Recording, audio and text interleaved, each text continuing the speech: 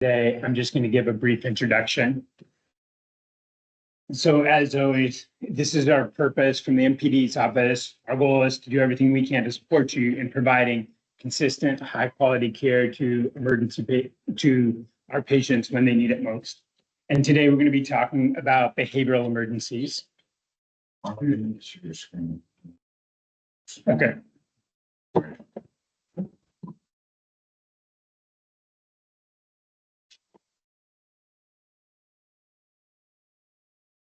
Got it now? Yep. Okay. Okay. So no major updates today. So we're going to dive into the key points for behavioral emergencies, and then I'll turn it over to our guests. So when I think about what care for patients experiencing behavioral emergencies look like, these are the four key things that come to my mind. Number one, we prioritize safety first. You can't help the next patient if you can't come home safely from this call. And we know that these are calls that have the potential to escalate. So we want to prioritize patient safety and our safety. Probably one of the most challenging things about patients experiencing behavioral emergencies is that they can also be experiencing medical emergencies. And so one of our first priority has to be to think of this as a medical call first, and we have to prove to ourselves that there is not a medical emergency going on that's causing this presentation or contributing to the presentation. Because especially patients with chronic psychiatric illness can describe their symptoms in different ways and can experience their symptoms in different ways, it can be hard to pick up medical emergencies in patients experiencing behavioral health problems. We are called on to sedate patients that are experiencing behavioral emergencies. And many times, either when we're called by mobile crisis or by police, that is something that we have to consider. That is a tool we have in our toolbox. The two things that we do where we give multiple medications to decrease a patient's level of consciousness are providing medications for intubation and sedating agitated patients. Think of sedating agitated patients like an RSI. Think of maintaining that level of safety, and especially when you look at cases in EMS where sedation has resulted in a negative patient outcome, it's that someone took their attention away from the air and from essentially BLS maneuvers to support the air. And so when we make the decision to sedate agitated patients, have that thorough attention to the airway, and then as soon as we safely can, put them on all the monitoring devices that we would use for an intubated patient: end-tidal CO2, cardiac monitoring, pulse oximetry. And then the last part is that much more so than many of the patients that we encounter, for behavioral health patients, there are a lot of other resources that we can bring to bear. In some parts of the county, we have the CARES team, we have adult mobile crisis that we'll hear from next, we have law enforcement. And so these are patients that really benefit from our creative thinking and from our ability to get the right resource to the patient. So with that, I'm going to turn it over to the adult mobile crisis team, and I'll let them introduce themselves. I'll stop sharing my screen.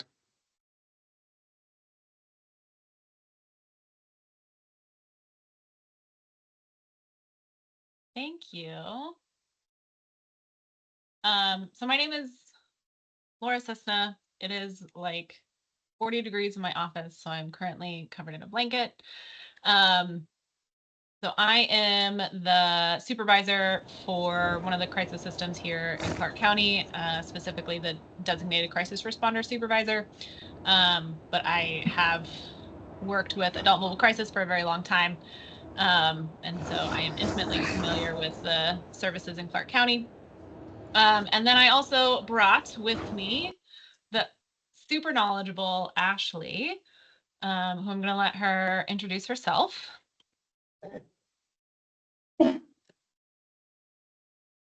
Ashley, you're muted. Hi, I'm Ashley. I'm a crisis intervention specialist with the adult mobile crisis team here for Clark County. What that means is that I am a clinician that is able to come out and do risk assessments and get people connected to other levels of care. So I modified one of our PowerPoints for you guys so that you wouldn't have to look at us the whole entire time. Oh my gosh. And then everyone minimized. Of course they did. Okay. Can you guys see the screen? Yeah. Great. Okay. So this is just a brief overview geared more towards adult mobile crisis and DCRs, which are really what would impact you guys, I think.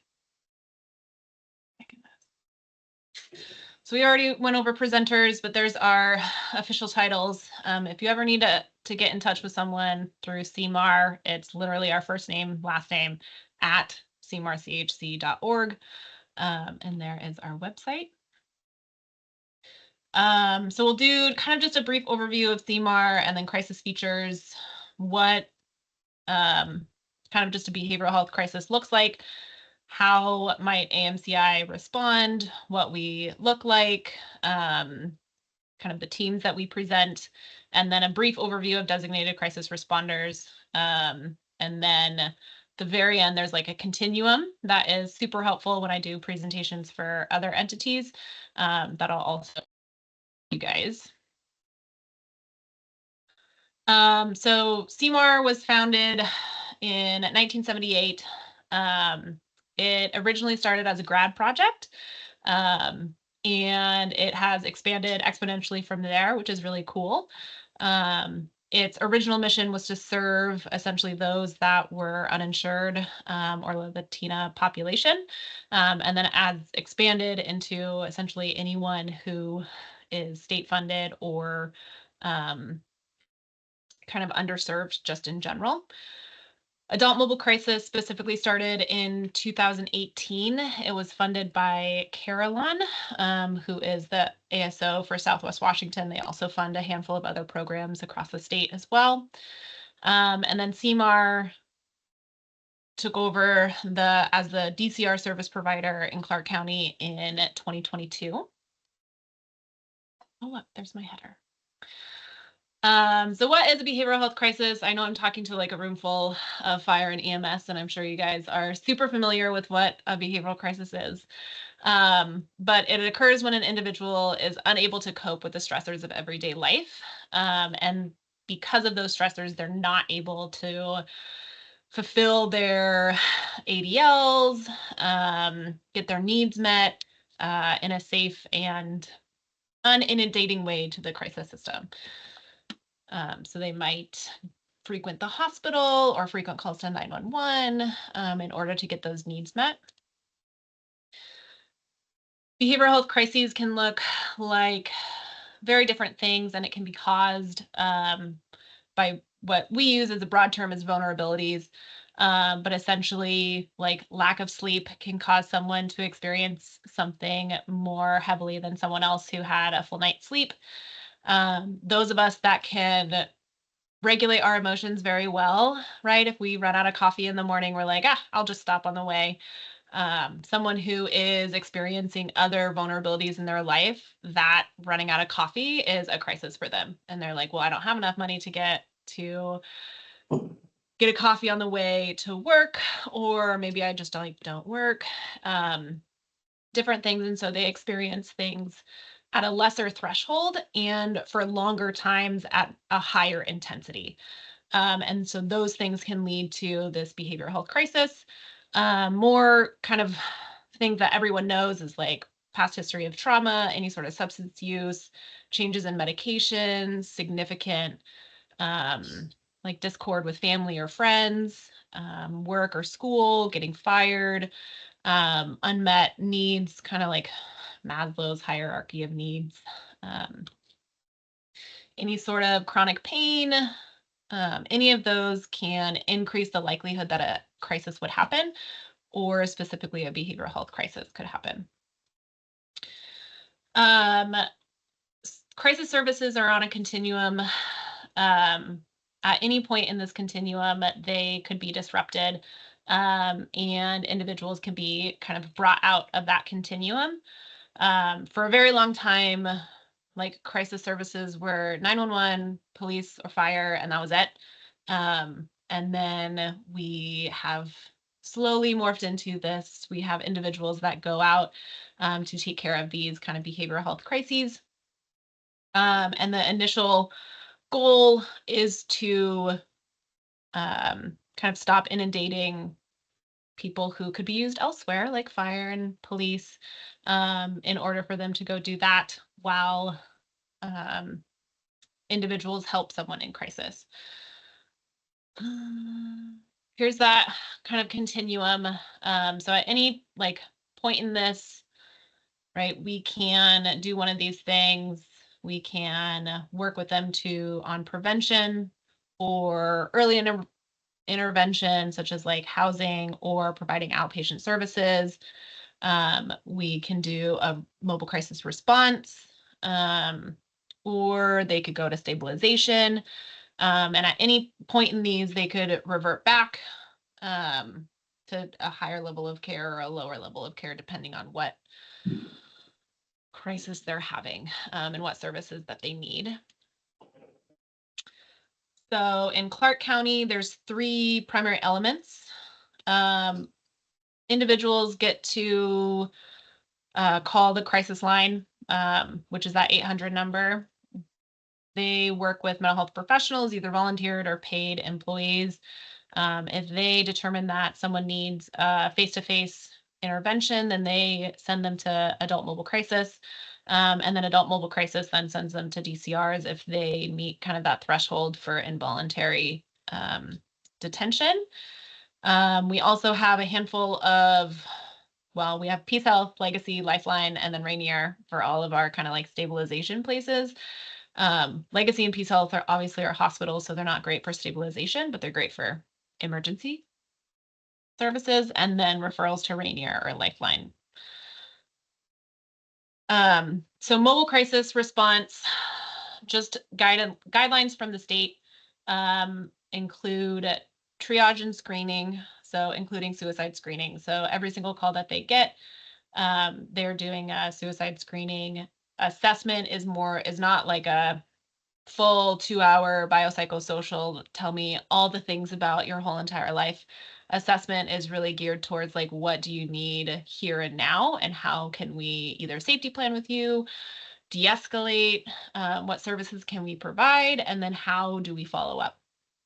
So mobile crisis also then provides de-escalation, peer support services. We also coordinate with medical or other behavioral health systems. And then AMCI also does a 7-day follow-up for anyone who really just needs that, like, I need you to call me every single day until my outpatient appointment in 4 days. AMCI can do that. Adult mobile crisis is 24/7, 365 days a year. And they are staffed by mental health professionals. And peers, but I have a whole different slide for peers.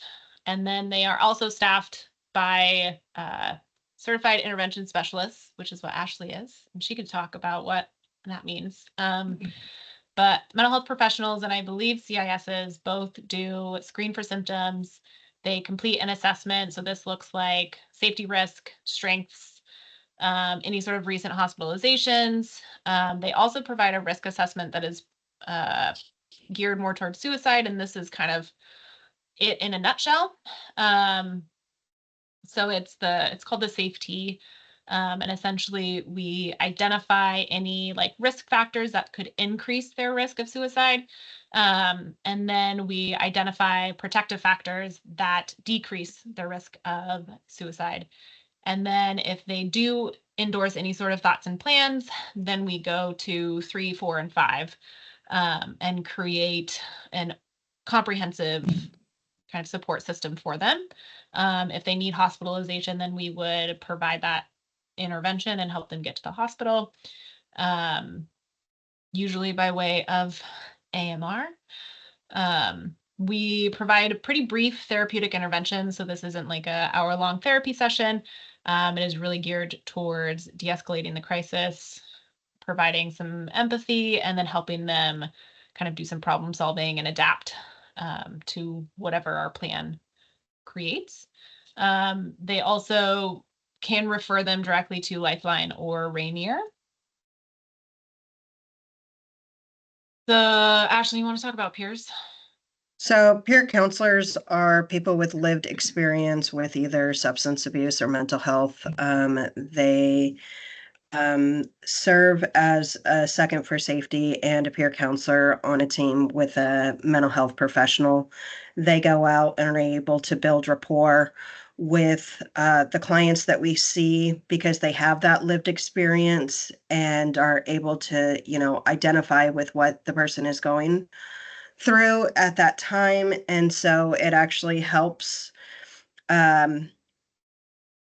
with the productivity of a crisis call in person because they are able to identify with the client in need and they feel more open to sharing. And it just kind of gives that keyhole to let the team in so that we can better serve the client. Awesome. So how do people access AMCI? I feel like I'm missing a slide. That's okay. I'll figure it out. So people can call the Southwest Washington Crisis Line for the general public. Professional line is used for professionals who are making a referral. So that is like outpatient clinicians, fire, EMS, VPD, CCSO, anyone who wants to make a referral to adult mobile crisis, who is a professional. They can use that. Oftentimes it's a lesser wait. Sometimes if both lines are busy, I just pull out two phones and whichever one picks up.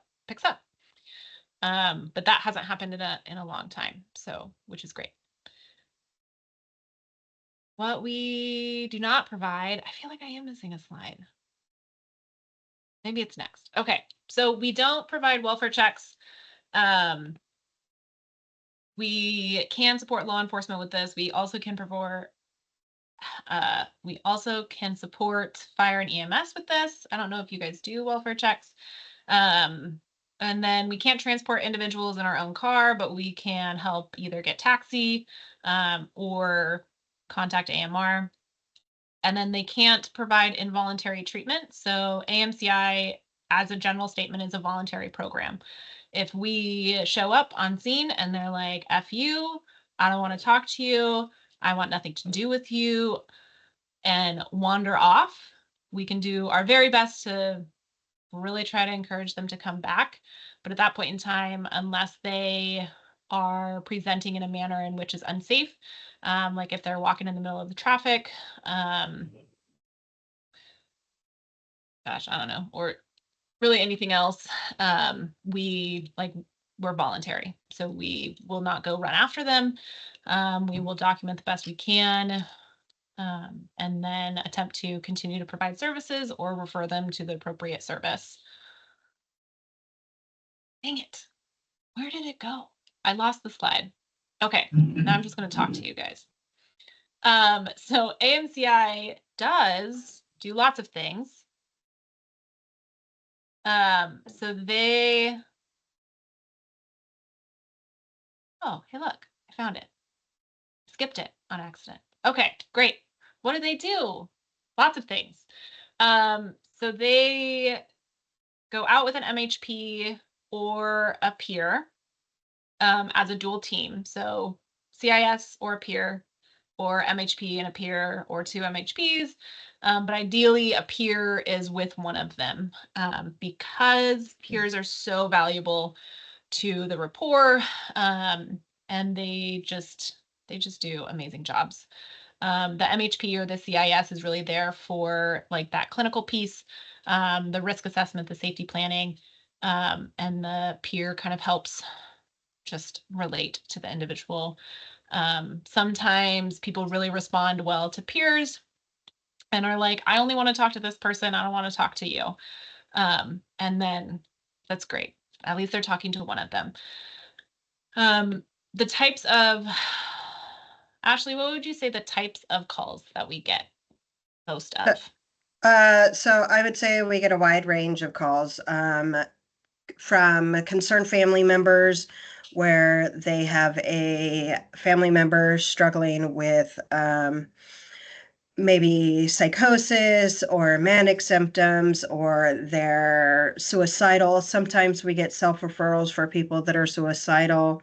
Some of our referrals are because people are having like economic instabilities for housing, food, or they have had a lot of stressors in their life and they don't know how to access mental health services. So that's one of the main things that we try to do, is try to get people connected to an ongoing therapist. And also another call is from community members or first responders, where they're like, hey, this person really isn't medical, or they're not breaking any laws or committing any crimes, but they really need some help. Can you guys come out and come see them? Great. And then AMCI provides 7-day ongoing follow-up. So if it's a Friday and they're like, I have an appointment Monday with my outpatient provider, but I don't think I can make it, AMCI will offer either daily phone calls or daily outreaches if like kind of the crisis allows. So if they have a really jam-packed day of new referrals, right, they would provide that follow-up phone call. If they have 0 referrals and they're like, yeah, let's go out and see this person that we saw yesterday, they will do that as well. They have also been able to refer out. Ashley, what are some places that you guys frequently refer out to, like homeless outreach? We refer out to homeless outreach. We have got a hold of Clark County Food Bank for food box deliveries. We have referred out to the Delaware Clinic for medical needs. We've referred to Lifeline, to Rainier Springs. Sometimes we tell people to go to Unity Hospital in Portland. If they're unwilling to access the behavioral health providers that we have here in Clark County, we tell them to go to Oregon. Yeah. Yes. So AMCI gets creative in order to best provide services to individuals in this community. And then they also, if people meet that threshold, they also consult with the DCRs. Before I move on to the DCRs, does anyone have any questions? Could you talk a little bit about what's available for people under 18? So Youth people that mobile are crisis. under 18 is going to be the youth mobile crisis team. We only serve people over the age of 18 or older. But I can get you the supervisor's name and email for the youth mobile, and they could probably do something similar. So I do know that they serve like 4 or 5-year-olds all the way to, they can serve up to 21. Most of the time they stop at about 18. And they provide lots of like in-home comprehensive kind of family support. Summer is their slow time. And then once school gets back up and running, they tend to pick up. And that is about the extent of youth services that I know about in Clark County.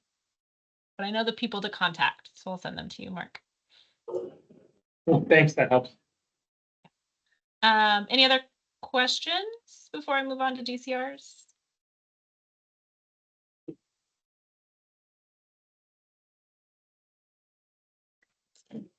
I'm going to take that silence as a no. Oh, no, crap. So this is just a tidbit because I'm partial to the DCRs because I'm their supervisor. But the DCRs stand for Designated Crisis Responders. CMAR took over in January of 2022. They operate 24/7, 365 days a year. We have limited staff to provide that service. We are technically staffed 24/7, 365 days a year, with 8 DCRs, including myself. We have 2 on-call individuals, but they are on call and only work a couple of shifts a month.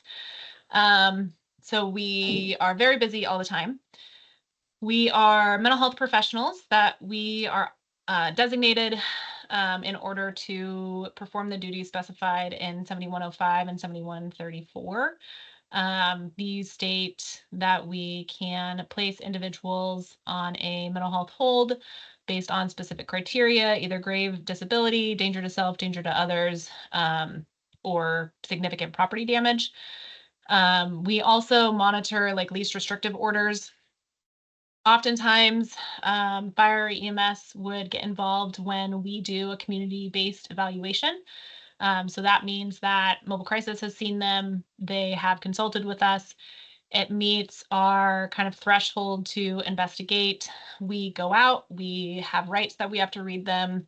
If we decide to detain the person, oftentimes we're out with law enforcement. If we decide to detain the person, we bring with us what's called a transport order or a pickup order. We sign that. We give a copy to law enforcement. We give a copy to EMS. EMS then transports the person to the hospital that's designated on the transport order. Oftentimes it's Peace Health, just because they have the ability to hold the person longer. Legacy isn't fit to hold them longer. So if at the end of 12 hours there isn't a bed to detain them to, then the hold essentially expires, and they would have to call back for another evaluation. Yeah, so that's just them. We have to justify why we're detaining the person. So our petitions are usually anywhere from like minimum of 6 pages to like 10 to 12 pages of documentation as to why we are taking away someone's rights and placing them on an involuntary hold. So we oftentimes have more information than maybe law enforcement or just more information in general. So we have the ability to justify something that maybe law enforcement couldn't justify in their ITAs. And the final thing, which is kind of just an overview of Washington State. So Washington State is very person-centered, and they want to give the person every opportunity that they can to keep their rights and agree to either safety plan or a least restrictive level of care. And we also have to honor that. So if the person in crisis is here, they're experiencing a crisis. If they present at the ER, they come in on a police hold, right? They might be seen by the social worker and they agree to safety plan, they're released, right? If they don't agree to safety plan and the hospital's like, oh, we want a DCR to evaluate because they want to leave, but they're still expressing suicidality or homicidality, or they're just super disorganized and unable to hold a conversation, then we go out and evaluate. If we go out and evaluate and they say, I don't really want to be held, but I will go voluntarily to an inpatient facility, then they are not held. They agree to go voluntary someplace and there is no hold. If they are voluntary and then they refuse to get in AMR when they transport, the hospital can call us back and we might change that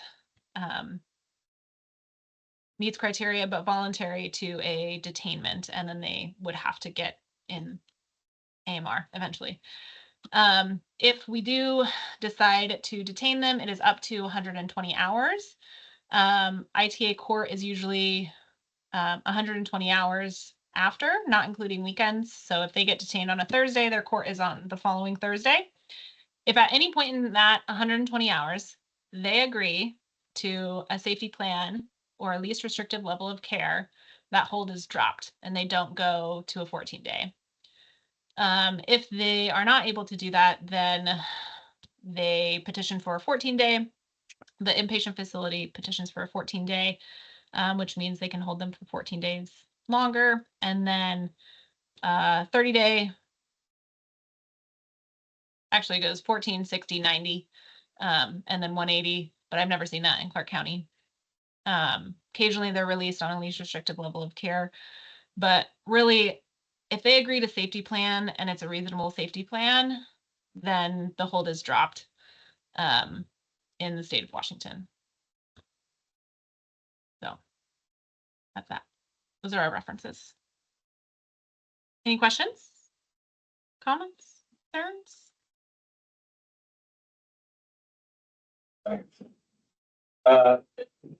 Can you kind of speak to what's the sequence of events in the event that you and law enforcement have a disagreement on the ITA?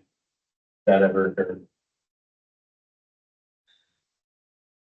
Yeah, so most of the time, law enforcement is really good about communicating with us on the decision for an ITA. So sometimes they're like, hey, the risk is too high as of right now. We're not opposed to coming back tomorrow or the next day. Sometimes law enforcement states like, hey, they don't really, like, I'm not seeing the imminence. And so we just have a communication as to what more collateral information we have and the level of imminence. And usually they either talk to their sergeant or supervisors chat. And then a plan is created to either detain the person or try again another day. Often the last handful of months, I've been doing a whole bunch of shift trainings with BPD and CCSO. So that has proven to help out a lot. The fact that we write 6 to 10 pages of documentation, I think also helps their, I don't know, process system to be able to maybe more freely agree. And so oftentimes if they're not able to help us implement it safely or without like 5 officers going to the hospital, then they just communicate that with us and we try again following day. Obviously it depends on the risk of the individual, the imminence. If it's harm to self, they're less likely just because it's their person. If they're getting detained for harm to others, it is more likely that a higher level of use of force would be needed. It also depends on the person. So if they're like 90 pounds and they're getting detained for grave disability, right, that is a different use of force than if they are 250 pounds, 6'5". I don't know if that even makes any sense, but getting detained for like grave disability or harm to self. So one person you can just like pick up and put it on a gurney. The other person have to think about because I don't think most people can pick up a 250-pound person easily. So. What would a safety plan look like? Depends on the situation. So safety plan might be for a suicidal individual. If they don't have a plan or intent, it would be very different than someone who had a plan, intent, and means. Someone who is just like, I'm really depressed and hopeless, creating, finding protective factors. So whether that be a comedy show or the ability to have weekend check-ins and get them connected to outpatient services, it largely looks like getting them connected. I don't know, Ashley, you got anything more? Yeah, I would say a safety plan really depends on the degree of severity. If someone is expressing suicidal ideation within plan and intent, but they're able to agree to check-ins with us, or they express that they want to go to a higher level of care, we're able to assist with that. Sometimes the safety plan is like, okay, we're going to leave and you're going to go take a shower. You're going to eat some food, because one of the concerns is that they haven't been eating and they haven't been sleeping, or they haven't been showering regularly. So like, okay, you're going to go take a shower. You're going to eat some food. Okay, we're going to call and check in with you, and we're going to ask what you ate. Or like, hey, let's go have a snack and watch them eat some food, and then be like, okay, it's time for you to go take a nap. I actually had a call the other day where a gentleman was dealing with psychosis due to medical reasons, and we were like, okay. He's like, oh, I'm hungry. I'm like, okay, let's go have a snack. And then I'm like, how are you sleeping? And he's like, no, not really. I'm like, can you go take a nap? He's like, yeah, that sounds good. I'm really tired. So it can be anything.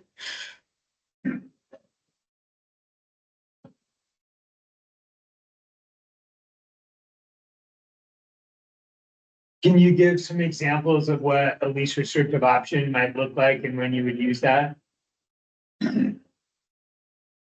Yeah, so in the general scheme of things, mobile crisis is considered a least restrictive option because they're voluntary. So mobile crisis would go out as a least restrictive option. Someone is experiencing either psychosis or suicidality. They show up. The person agrees to the safety plan, like Ashley was saying, like, yeah, I guess I'm gonna eat some food and go to sleep. That would technically be a least restrictive alternative. If they agree to follow up with their outpatient provider the following day and agree to phone check-ins with AMCI or another face-to-face, that would be a least restrictive alternative.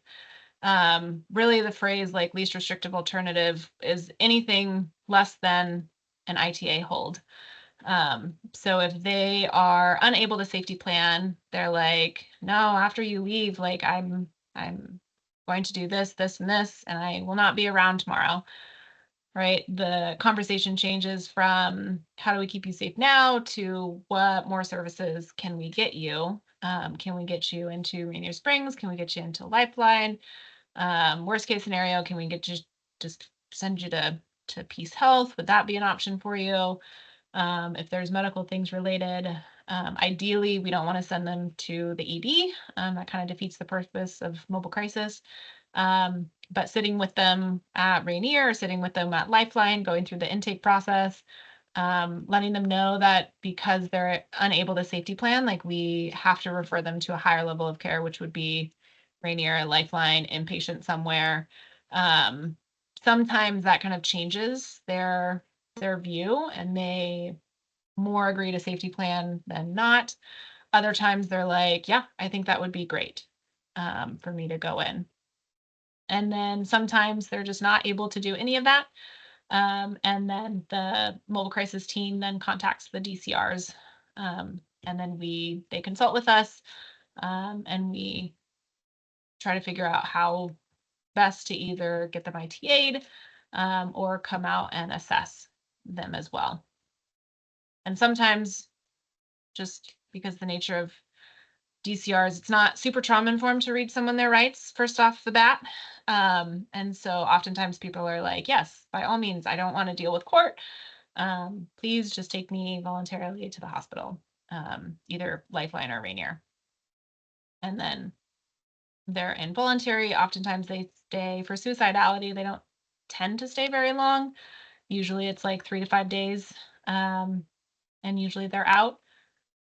Just because they got out of their environment, they got food, they got a safe place to stay, depending on their situation. If it's for like grave disability, usually it's a little bit longer. If they're just general disorganized or experiencing psychosis, they tend to stay a little bit longer than that. Thank you. That really helps. Any other questions on that? Well, thank you so much for joining us. This is really, really helpful for us. And We may ask to have you back in the future, but I'm really, really grateful for you taking the time. I think this really helps. Yeah, no problem. Happy to do it. Ashley is great. She knows all the resources. So let me know if there's any questions later that pop up, or any weird situations that happen. If you want, I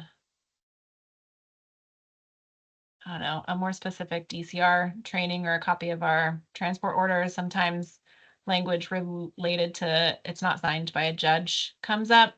But it is a valid order, even though it's not signed by a judge. It's signed by designated crisis responders who are designated to do it.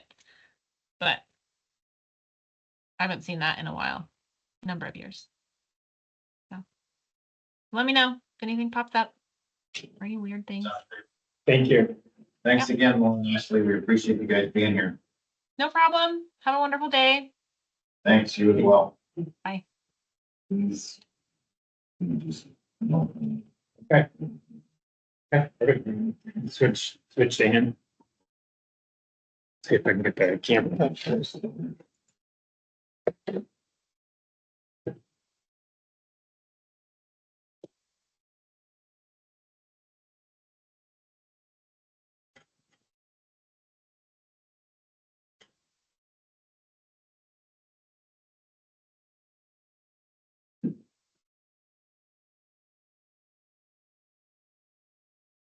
Okay. Lee, can you hear us? Yes, I'm here. Okay, perfect. The floor is yours. Okay, let me.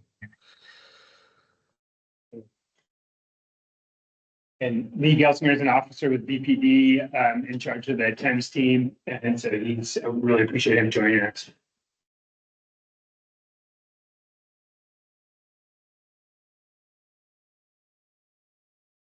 That pop up okay? Yes, Okay, how's my volume? I'm on my laptop right now. we can hear you. Okay. All right, perfect. So I'm really glad that Laura went before me because she's going to cover a lot of the stuff that you guys might have asked me, and she's the right person to ask those questions to. So hopefully I can help bridge some of the questions on police engagement versus a DCR's initial engagement. And then I agree with everything she said about sometimes orders are discussed on scene or prior to for safety concerns. So because she went over so much of this stuff, I'll just kind of present it from a law enforcement point of view. Each peace officer within the state that either is called to the scene for the purposes of putting someone on a mental health hold or an involuntary treatment act hold does have to have some legal considerations that meet the criteria before we either use force or coercion into essentially we're stripping the person's freedom of movement. And although it's not unlawful, whatever their actions were, the detention has been deemed appropriate for police officers to engage with the person. So we do focus primarily on the person's imminent danger to themselves or others. Like Laura said, danger to self is a little bit I guess we take a lot more safety considerations into the risk to us causing them harm or risk to the public because they are their sole target for harm. Um, and imminent means, as it's defined in the law, that it's likely to occur at any moment or in the near future, something measurable. So a police officer on scene could say this person is doing it now, or the moment they get the opportunity, they're going to do this. And imminent does have some wordage in the use of force as well, even when apprehending criminals. So you'll see imminent throughout law enforcement's decision-making process. Um, let me move one of these screens. There we go. And there we go. So when we do the use of force, we always take reasonable care to use the least amount of force necessary to place the person either in detention or custody. Reasonable care is different in different situations. Obviously, we don't want to hurt a person into help. And so when we're called to the scene, typically it's we're dispatched there and it's to support fire EMS because they feel this person is in danger, either gravely disabled or they're in danger of harming themselves, is typically the two reasons. And when we get there, we have a duty to assess whether or not we're going to have to use an excessive amount of force or what would not be reasonable in order to help that person. And so if de-escalation tactics fail, like Laura said, sometimes we break contact and we don't always fully leave. Sometimes we monitor the person from afar, or we try to get them in touch with other services in the community. And then the detention occurs at a later time. When they say least amount of force physically necessary, it's about resistance. So a person who's resisting our involuntary hold on them, you know, what level of force? Typically, we don't like to go beyond hand control and then handcuffing so that we can take the person to the gurney and then transfer them over to soft restraints. But when we start to talk about things like impact weapons, tasing, pepper spray, although you don't see that as common nowadays, and then even least amount of force does have a consideration for how many police officers are using force. So two police officers taking one person into detention or custody is very reasonable. Seven officers, the courts might start to argue, why is it taking seven of you to subdue a person? And that's fine. Sometimes it takes seven, but then we have to articulate why so much more force was necessary. And it could be because of their size, like Laura said. It could be because of, whatever narcotics they have on board. Maybe they're impervious to pain. Maybe even sometimes we'll take into consideration prior contacts with the person. Last time we contacted this person, this happened to our police officers, and that's typically based on their ability and sometimes inability to be reasoned with.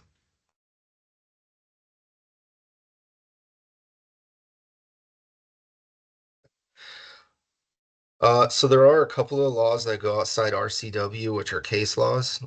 For those of you that were in the last time I presented this, there's nothing necessarily new other than I think I read that now interviews and screenings can be audio and video recorded. That was probably a change that came along with body cams and stuff like that.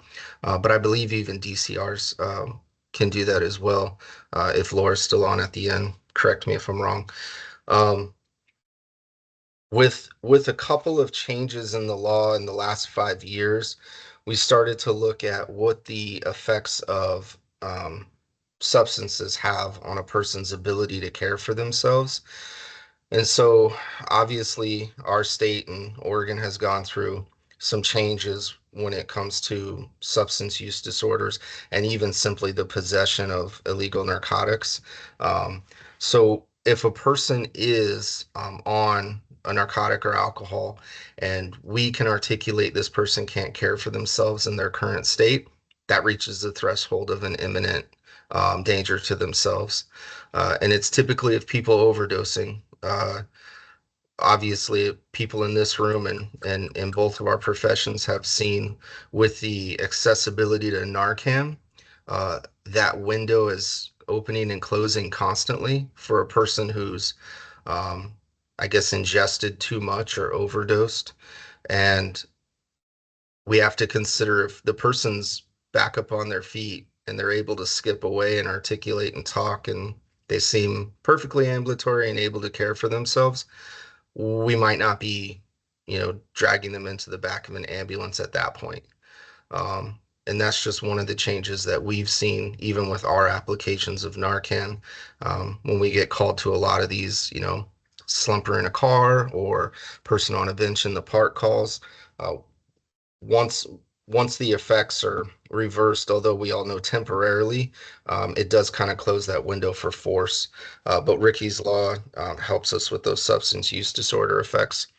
When it comes to the danger issues before we involuntarily detain a person, we do try to set up everything in place. We would probably all be better if we, I guess, revisited training with fire into those detentions. Because we do want our patients to be in the best state possible, and having fire as a part of that detention could probably really benefit both of our organizations.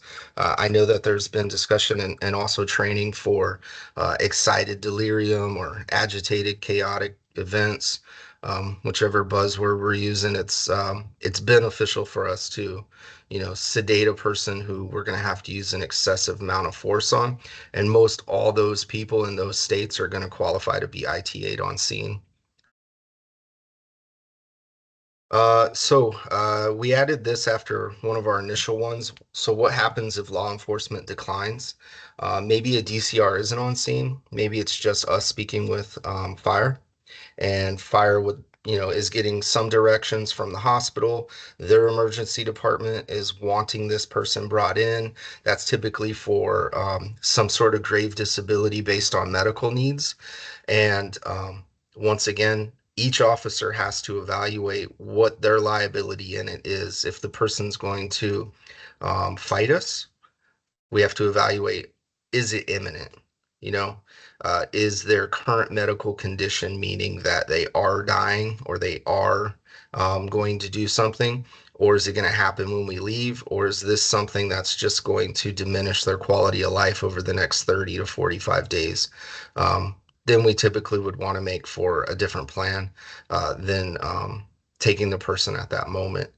But it's always best for fire to whoever the captain or BC on scene can call and say, hey, I would like to talk to a police supervisor, and we can typically reach a mutual agreement, or at least come to a very professional understanding on this is why we're not doing it today. Or you can convince us otherwise and you go, well, that makes a lot of sense. And it does help us a lot, not just the 10 pages of reporting that DCRs can present to us, but also the experience of a fire captain or paramedic on scene explaining, well, this is my experience and my knowledge based on why. And we actually put that stuff in our reports. It helps us with liability. It helps us reach those thresholds for imminency. And typically that amount of time is being spent also with the person being de-escalated, and can, make the decision as a team how much force we need to use. There's also the option of calling out one of the mobile teams. Laura talked about this as well. They're a really good resource for us, and I know they are for fire and EMS as well. When people need to be left in place, they refuse transport. We know that there's some sort of deterioration, or because of their substance use disorder, they're going to need follow-on care.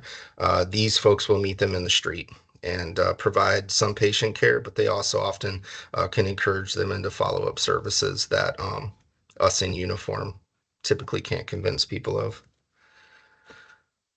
Dun, dun. Just to reiterate, so the amount of force that we use obviously is being judged legally, but one thing that's unique is each individual police officer is evaluated on what actions they take on scene. So we can't say because the emergency department doctor wanted this person brought to them that our actions are then justified by their authority. Even the 1.5 year officer versus the 20-year officer, they're evaluated equally.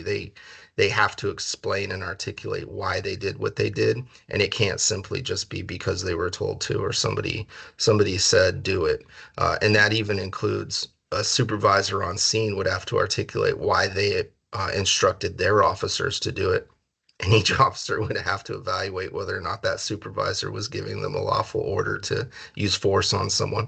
Uh, So it can get a little stagnant on scene because a lot of people's competing opinions on what we're about to do sometimes can conflict, and hopefully through discussion everybody can come to a reasonable conclusion and be comfortable with, having to use force on someone to help them.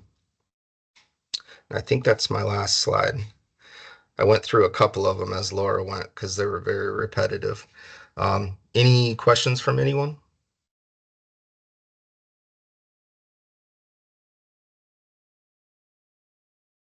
Must have mean I covered it. Can you talk about what your threshold would be to use taser or something greater than hand control? Yeah, so that's going to be a person. Maybe they present something that's not necessarily a lethal force, but they do either barricade arm or somehow I guess, prepare themselves for a face-to-face conflict where we could articulate, well, tasing this person from a distance is going to not only be safer for them because we're not going to have to make contact with several officers at once, but we can gain, control from a distance without having to put our hands on them initially. The taser does have a lot of use, but sometimes based on clothing, tasers are not likely to be effective, and that's most typically in the winter months when people are wearing coats and multiple layers. If those probes don't make skin to skin contact in two places, that becomes a problem. Now, the county actually has a newer taser than the city that has multiple probes, 10 probes to be exact. And so they could actually they can almost target body parts, to where ours are they're already preset to have an appropriate spread on a person's lower torso, to where we should hit a leg and typically somewhere below the chest or below the lungs in the abdomen, and then if we can get those shots, we'll take them. It's safer for us. It's actually safer for them, even though tasers can be quite uncomfortable. Thank you. Yeah. Lee, does your threshold change for ITAs if they're in public grounds versus in their residence? Yeah, very much so, actually. So if a person's isolated, let's say they're on private property, let's say best case scenario, they're in their own house alone. How far are we going to push that detention? Depends on a lot of things. What are they doing? What are they threatening? What are they capable of? Laura used the ways and means. We also use those terms a lot. If a person is out in public versus in their house, whether they have a firearm or claim to have a firearm makes a world of difference. A person, suicidal in their own home with a firearm that they're lawfully allowed to have, claiming suicide, is not likely to get a door kicked in by law enforcement, so long as they're not a danger to anyone else. There's not a bunch of kids in the house or a spouse, things like that. But if they're in the park, the consideration for public safety is paramount. And so the use of force threshold goes up very quickly.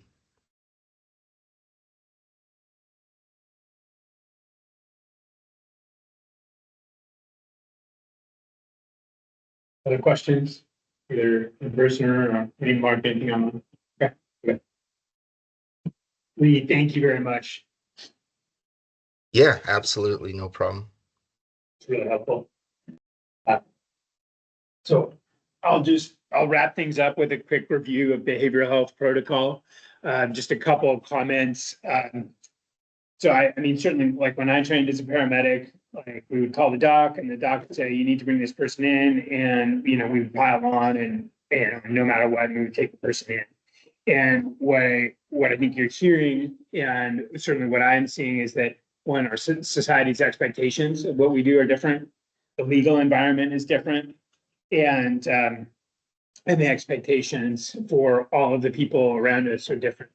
And so it is a conversation. I'm working on additional education for the doctors that answer the phone, because those are MPD delegates.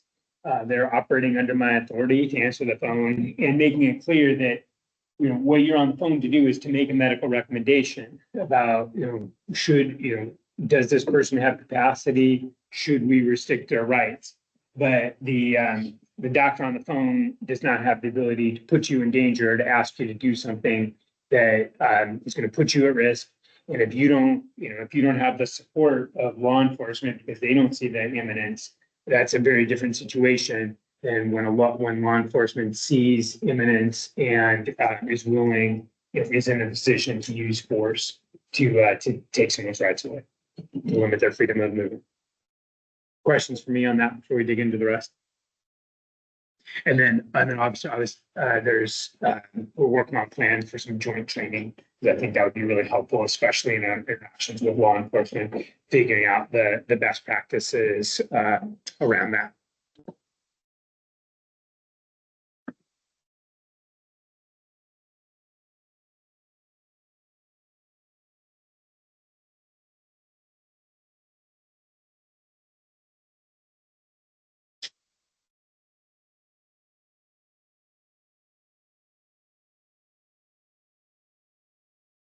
Okay, so we're going to hit a few high points of the protocol, and then we'll wrap up. So with behavioral emergency, we talked about safety first. When possible, getting a person to come to you and getting out of their environment gives you that additional measure of safety. And in general, best to approach with one person as the primary contact and to let that person build rapport with the patient. If we're dealing with an agitated patient, then we will move to that protocol. Assess and treat any medical conditions by EMS protocol. Think about alternative destinations for patients that are voluntary, that have reassuring vital signs. That can definitely get the patient to the resource they need and can preserve the emergency department acute care beds for patients that really need acute care for medical issues. And then these patients, unless they are on a hold placed by the DCR that specifies a specific hospital, our protocol is to transport them to the closest emergency department. We're reviewing adult mobile crisis intervention, thinking about the red flags. This might not be a psychiatric condition, especially the waxing and waning level of consciousness. A first psychotic episode, especially in patients over the age of 30. Schizophrenia typically has onset sometime between 18 and 30, and people, if they have their first psychotic break happen in that time, it is very rare to have a first episode of psychosis in someone over 30. And if it comes on pretty quickly, like they were fine, and then like 2 hours later they're completely different, that is much less likely to be a psychiatric condition than someone who's, they were a little bit paranoid a month ago, and then they started seeing things 3 weeks ago, and just been this gradually building psychosis.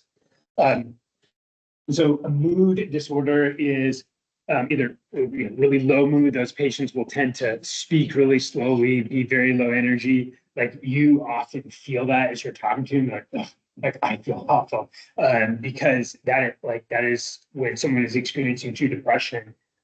They pass that on to people around them, and if you're interviewing them, you'll often feel that yourself. Mania is the opposite. This excessively bright mood. I remember someone in residency who said, "Oh, our names rhyme. Like you're a resident and I'm the president." It's just, everything rhymes, everything's wonderful, but then they tend to do dangerous things. They don't sleep, they spend excessive amounts of money, they'll engage in dangerous sexual behavior or substance use disorder. Suicidal ideation can come in with any of this, and then people can be disabled by anxiety if they're not able to carry out their activities of daily living because they're so anxious. So those are mood disorders. Thought disorders, so mood is about how you feel. Thought disorders about what you're thinking. And so having auditory or visual hallucinations, having rapid and pressured speech, racing thoughts you can't control, tangential thoughts where like talk about one thing and then you go off to talk about another thing and another thing is very, very disorganized. And then you can have delusions. Some people have fairly fixed delusions, like, I think my neighbor's an alien and I've thought that for 30 years. If that isn't causing harm, that's not necessarily a problem, but especially new delusions, feeling like I'm being persecuted, feeling like someone's following me, those are signs of a thought disorder. So the big medical illnesses that can be mimics for this, hypoglycemia, especially as people, just like not so far down that they're unconscious, but just a little bit off. Consider hypoxia, with acute changes, stroke, especially in our homeless population, consider head injury, and that'll often, show up as repetitive questioning. Infection, so think like people with a stiff neck that might indicate meningitis, or having a fever. Those people can get loopy and especially have hallucinations with fever. So it's ask, before you head down the path of this is a behavioral health problem, building questions for yourself, could this be a medical problem? Are there any signs this could be a medical problem? With the agitated or violent patient, so you're doing everything you can to de-escalate the situation, get law enforcement if they're not already there. But I think this is the biggest change, certainly from when I initially trained to our approach now. Like, we want to give you the ability to, if this case cannot be handled safely, to back out. And we also know that willingness to back out will tend to de-escalate a situation by itself. If you do not have support from law enforcement, engage with your supervisor and think about whether this is a situation that you need to leave.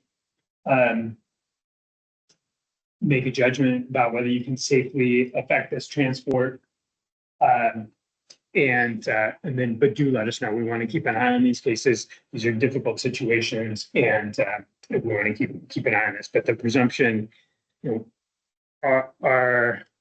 would much rather have someone back out, and especially now, the other thing that we didn't have 20 years ago is all these other resources. We heard about adult mobile crisis. You heard about the ability to check in on someone. We can, by not trying to solve this all in the space of one 911 call, we can give some more room to solve this problem over time. These are cases where you have to back out. We want to document really, really thoroughly both what was going on the scene, what you saw with the patient, just paint a really clear picture of what was going on and why you made the decisions that you did, including what the law enforcement response was and what the law enforcement thought about what was going on with the patient. I think this is, as much as a list of things, this is a gut feeling that I think with, especially with time in this profession, you develop, like, this is, like, you get that feeling like, I don't think this isn't safe. Trust that. But these are specific signs that you might see. Think about anything that you can do to de-escalate the situation. I mean, if can someone get adopted to another room? Is getting the person out of the environment something that's going to de-escalate the situation? Can you offer some water or food, something that will try to bring the situation down? And then getting some sense of what helped before, like especially from family members, from any other reporting parties, what's calmed this person down in the past. So here's the our workflow for patients that where we're considering restraints or an involuntary hold. So if the person has decision-making capacity, not suicidal, not homicidal, that is a person who can refuse care. If you don't have law enforcement on scene, then request a law enforcement response. You're going to attempt with this team of mobile crisis and law enforcement to engage the patient. If law enforcement is not able to restrain the patient, you don't feel like you can safely restrain the patient, then this is a situation where you contact your supervisor discuss with the supervisor and gain concurrence to leave the scene. If you can safely restrain the patient, then restrain the patient, transport the patient in 4-point restraints.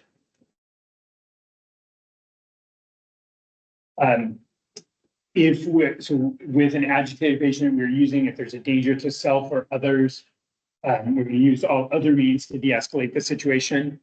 But sedation is definitely a tool in our toolbox to help transport a patient safely, both safely for the patient and safely for you. What we're changing with the protocol updates going into effect on September 1st is adding RASS, the Richmond Agitation Sedation Scale, which we're going to use both for describing what someone is like post intubation, but also describing what someone is like both prior to sedation and then after sedation. So if someone has psychotic symptoms, mild agitation, we have olanzapine available for that as an oral dissolving tablet. If you get this sense like, okay, this person's a little bit psychotic, and they're trusting you a little bit, they're not quite there. If you can get the Zyprexa on early, it's going to start to have some effect in about 15 to 20 minutes, and it's going to have most of its effect by an hour. So getting this on board early can potentially diffuse other, the need to use force or more sedation later. So getting that on board early is definitely a tool to help you. Patients who receive olanzapine can be transported to an alternative destination like Rainier Springs or Lifeline. If you need to use physical restraint, and not just someone who is cooperative but on a police hold, but you are restraining this person because they're a danger, minimum level of force necessary, and avoid the prone position at all points. Keep the focus on the airway, BLS management of the airway, secure all the restraints. If you are applying physical restraints and the patient is still struggling, those patients tend to really increase their metabolic demand, increase their risk for other things. I would have a low threshold to use sedation if you have someone in restraints and someone is struggling against the restraints. Respiratory, always evaluate the respiratory and cardiac status, and as soon as you safely can, get full monitoring on this patient. These are high-risk patients for EMS, and so we want to monitor all of their respiratory status, their cardiac status. So for moderate sedation, moderate agitation, RASS +2, and we'll go over the RASS scale. If you think it's psychiatric or unknown, first line would be droperidol. For any indication, droperidol is our first line. Haldol is only in the protocol to deal with drug shortages. The reason we prefer droperidol is that it's faster acting, it has a slightly shorter duration. So if you have the choice between droperidol and Haldol, we're always going to prefer droperidol. There's no situation where Haldol is preferred. If you see someone who is agitated because of a drug ingestion, especially something that's sympathomimetic, most commonly meth, occasionally cocaine, then that's a situation where midazolam is preferred. So those are patients who are hyperadrenergic. They typically have elevated blood pressure, elevated pulse, those sweaty, dilated pupils. If you've given someone droperidol or Haldol and they develop extrapyramidal syndromes, we have Benadryl to treat that. But we don't give Benadryl prophylactically. We only give it if they develop extrapyramidal symptoms. For patients that are severely agitated and acute danger to themselves and then to you, our protocol is for droperidol 10 milligrams IM mixed with midazolam 5 milligrams IM. As soon as possible, full cardiorespiratory monitoring, including end-tidal CO2. This is your medical decision to use this. It's not something that law enforcement will direct. And if we're using sedation like this, make sure that you're notifying your supervisor. These are cases we've watched closely because they are high risk. For pediatric patients, same as before, droperidol 0.1 milligrams per kilogram IM, or Haldol 0.1 milligrams per kilogram IM if droperidol is not available. For midazolam, 0.2 milligrams per kilogram IV, IO, IM, IN. And then Benadryl only if extrapyramidal symptoms. So let's review the Richmond Agitation Sedation Scale because this is new to our county. It is built into ESO, something that you document on any patient that needs it. So a score of +4 is someone who is combative, violent, and active danger to you. +3, aggressive, verbally, and physically uncooperative. This is, I mean, the patient that I think of is like, I mean, it's because I worked in Denver. It's like intoxicated, blood on the cowboy boots from a bloody nose because he just got punched in the bar and he wants to fight with you. He's not, he's not going after you, throwing things, but he's giving you every sense that, like, if you engage, if you proceed with this, I'm going to start fighting. +2 is someone who is just kind of like non-purposefully thrashing around. They don't look like they're about to fight you, but they're not sitting still. +1 is someone who's just a little bit restless, can't quite sit still, a little bit anxious, kind of moving around a little bit, but those movements aren't actively dangerous. 0, again, where I try to spend most of my days. -1 is someone who's drowsy.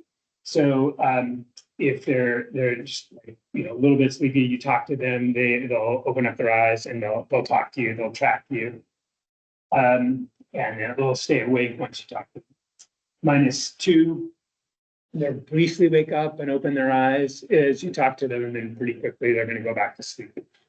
-3, there'll be some movement with voice, but then they immediately move a little bit and then go right back to sleep. -4 is essentially no response other than to noxious stimulus. And then -5 is anorexical, like the GCS 3. Questions about RAP?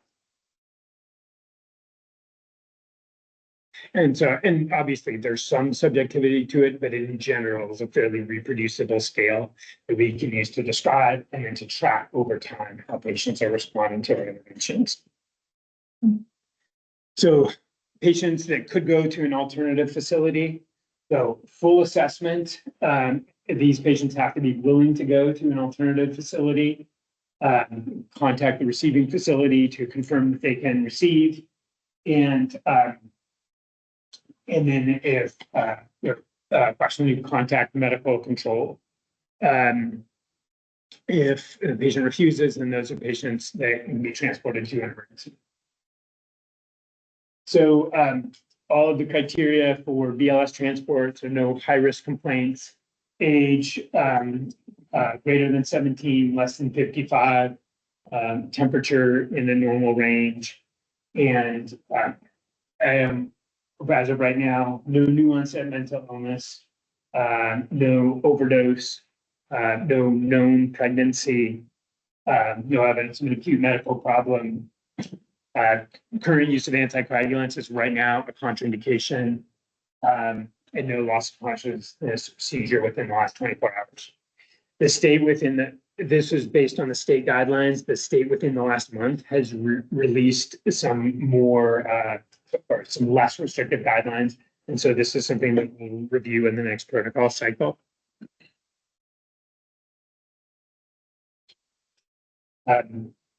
So we exclude patients that have and otherwise would require ALS evaluation, chest pain, shortness of breath, objective findings that there's a medical illness, and then say they took a large amount of Tylenol, not altered right now, or not showing symptoms right now, but patients that require medical evaluation because they did a significant, because they took a significant overdose, or say a patient that took a large amount of benzodiazepines, not showing symptoms now, but you expect that they're going to show symptoms later. This is not a refusal of transport. This is that you assess the patient and then by protocol, you transported them to an alternative facility. And that is all I have for today. Any questions about the stuff that we've covered? If fire arrives and administers the Lazarine, and BLS transport them to the hospital. Yes, if they meet all the other criterias for BLS transport, because we don't, patients who receive olanzapine and have meet all the other criterias for BLS transport, that is patient that can be transported by BLS. Other questions? So thanks. The link for feedback is on the quiz. Definitely want your feedback on this, especially I'm trying to do as much possible that it's not just me talking all the time and hopefully more interesting. So we want your feedback, but appreciate your attention and thanks for what you do.